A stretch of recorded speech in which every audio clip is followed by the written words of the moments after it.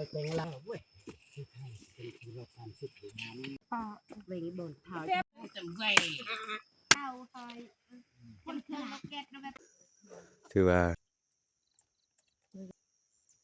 จังเลยเอ็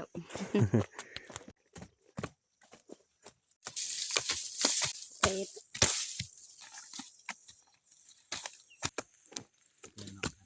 เดือดโนนกระตาก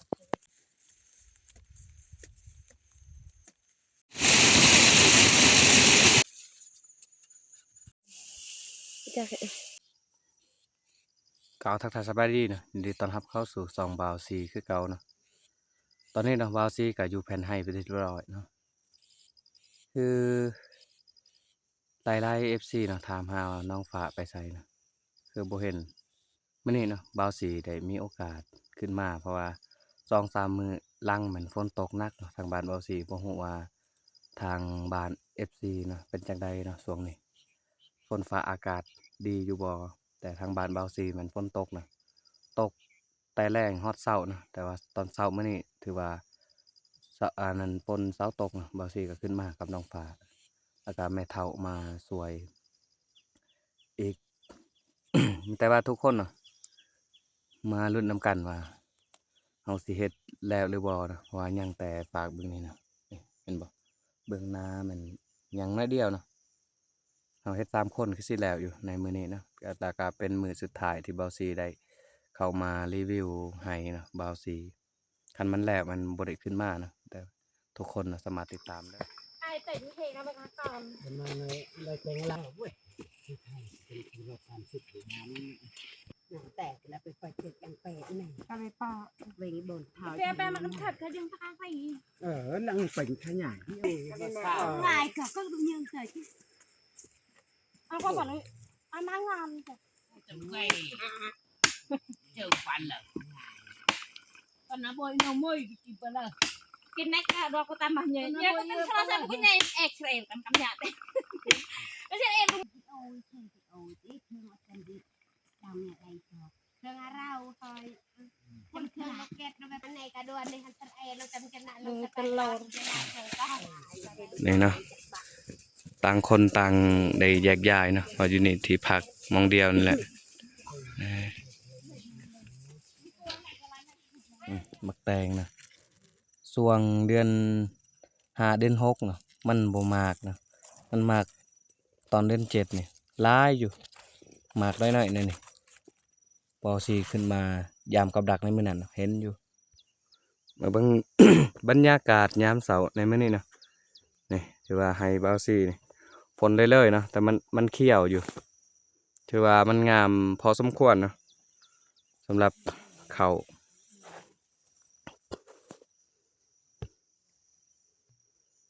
นี่เที่ยงบาวซีกับน้องฟ้านะถือว่าโอเคอยู่ นี่แล้วก็ขอขอบใจ FC ที่อันนั้นติดตามรับชมมาตลอดเนาะ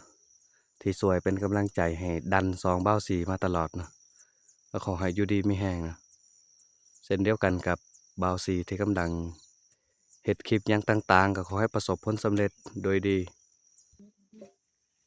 ลองบอกเลยมันจะให้ตัวละคน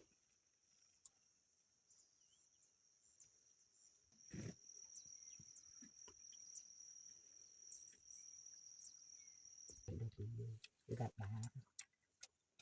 มันจะเอาดูยงมันจังเลยเขาทำมาอยู่ที่นี่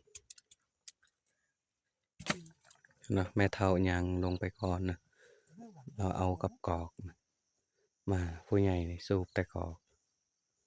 คือสิแล้วอยู่นำมันนี่แต่สนหานี่เนาะฮอดเที่ยงนี่ถือว่าเที่ยงพุ่นมันน้องฝากเพิ่นเฮ็ดเรียบร้อยแล้วคนเก่งอันเด้กำลังใส่เกิบ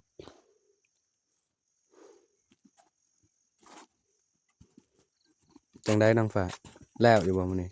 แล้ว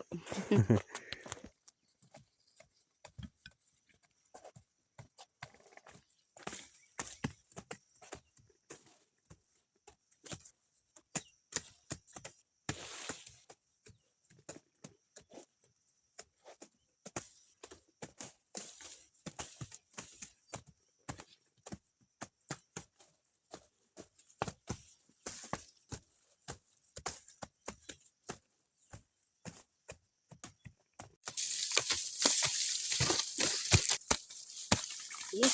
เผ็ด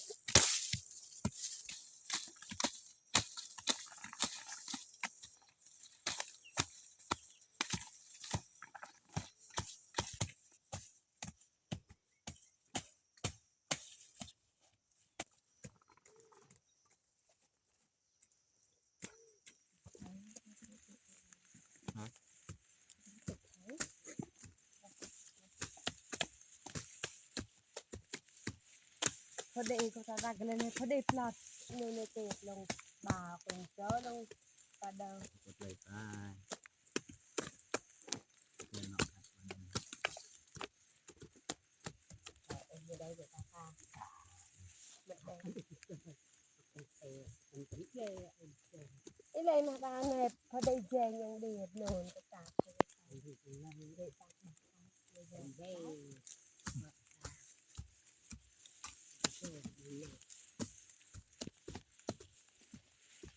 เยอะไอ้ปะกูโจแนกแนวบาทำไมมาลุงปะมาจอบแนวสบายจิตใจ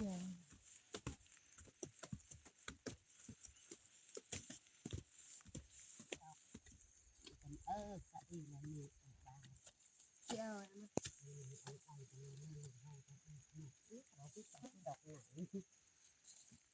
เนื้ออันโน้นแค่นเป็นเราหลอด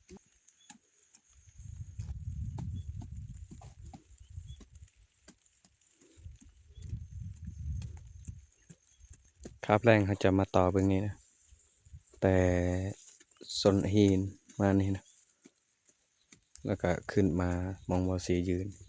ถือว่าสำเร็จคันฝนบ่ตกนะถ้าฝนตกมันบ่สำเร็จนี่ก็ฝนฝอยเลยนะเบิ่งบรรยากาศนะเบิ่งหมอกนะเป็นจุดเป็นบอลโคตรงามเลย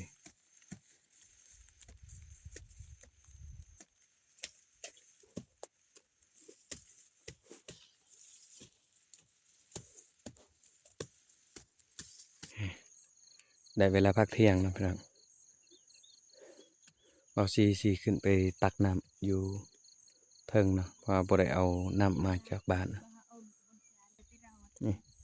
ถ้าแม่เฒ่าบ่มามันบ่แล้วเนาะว่ามันยังกวางแต่ทางมานี่แต่แม่เฒ่าเล่ามาสวยมื้อนึงแล้วอีต้นน้องฟ้าแล้วก็มาสวยพอดีแล้วเนาะมื้อนี้นี่แล้วซีก็ขึ้นเลยพี่น้องปูเนี่ยมันหมักออกนะตอนยามฝนตกแบบนี้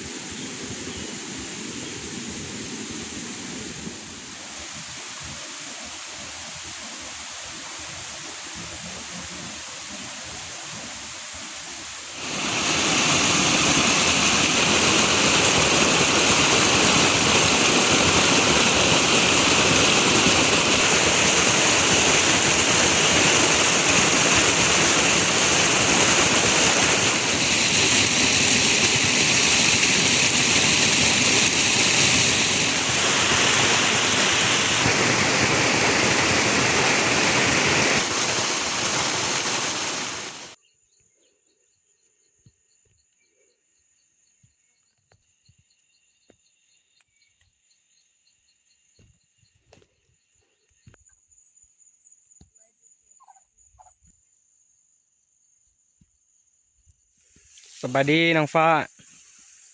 เห็นยังบ่เอาสะเลแม่นะน้องฟ้าเป็นตัดเอาสาลีนะว่าแม่เฒ่ามาผมมีหยังตอนมีแต่ว่าไปตัดเอาสาลี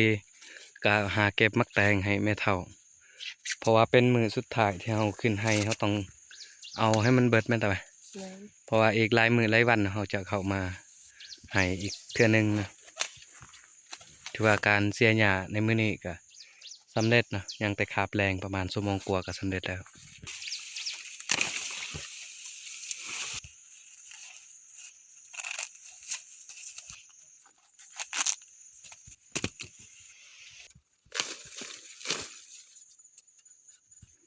ทองน้องฟ้านี่จักเดือนละ 7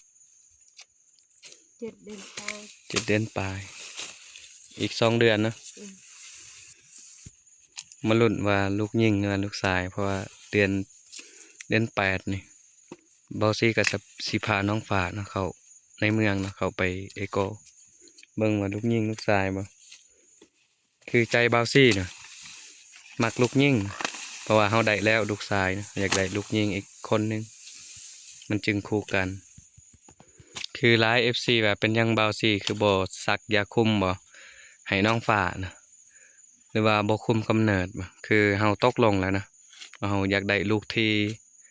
ว่าตอนนี้เนาะยังอันนั้นพ่อเฒ่าแม่เฒ่าแล้วก็พ่อแม่นะเฮาก็อยากเวลาเฮาไปเวียกไปงานนะมันสบายมีคนเบิ่งนะคือเฮาไปให้นั่นนี่นะมันมีคนเบิ่งลูกอีกคันว่าพี่บ่ขามาบ่เหยียบนะมันก็สบายหลังจากนั้นน้องฝากกับเบาซีตัดสินใจว่าบ่เอาลูกอีกแล้วนะเอาแต่2คนนะฉะนั้นเบาซีก็อยากได้ลูกยิ่งหลายกว่ามักแตง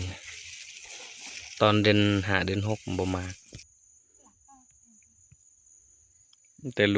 ลูกงามๆนะ เกลียวเดียจี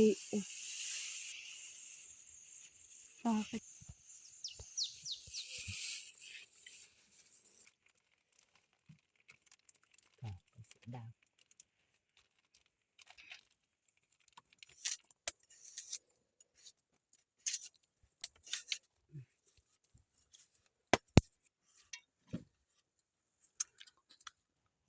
มึงก็ต้องจัดอมบ่าไปลุงเราตาลุงเกิน là nghĩ tạc kia tạo bà giật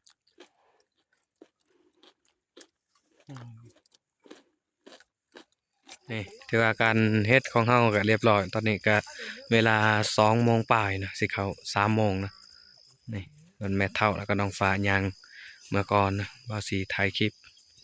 จนว่าบ่าวสีสิเปลี่ยนนำน้องฟ้านะบ่ให้เพิ่นแจะกะพาบ่าวสีสิแจะเอง